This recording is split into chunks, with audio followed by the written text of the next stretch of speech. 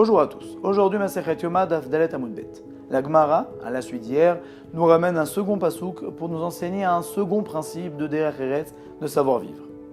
Le pasouk est Vaïdaber Hashem Elav. Hashem parla à lui en parlant de Moshe, mais Oel Moed, depuis la tente qui se trouvait dans le Mishkan, les morts en lui disant. Du mot les morts, la Gemara nous dit que une personne est dans l'impossibilité de dévoiler un secret, ou même n'importe quelle parole, qu'une autre personne lui a dit tant qu'elle ne lui a pas permis.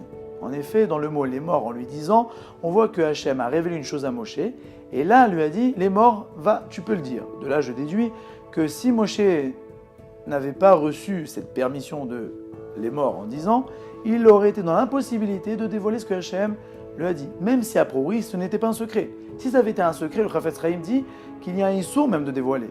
Mais si une personne, Reuven, dit à Shimon une chose, si Reuven ne lui a pas dit explicitement qu'il pourrait dévoiler cette chose-là, alors Shimon n'a pas un issour, mais c'est une loi de Derech Eretz, de savoir-vivre, de garder cette chose-là pour lui et de ne pas la dévoiler.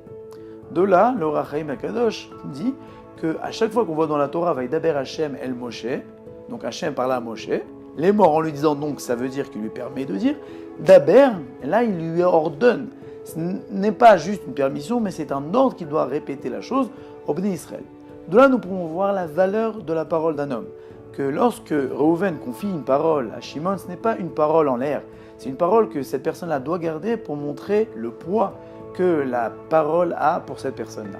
En effet, le Harizal nous dit qu'un homme, lorsqu'il naît, il a un quota de paroles. Mis à part toute parole de Torah ou de mitzvot, toutes les paroles qui sont autour, qui sont en dehors de ça, ils sont, on va dire, limitées. Passé ce quota-là, la personne arrive à la fin de sa vie et donc devra mourir. De là, nous voyons que nos paroles ont un poids énorme et qu'il faut y faire très attention.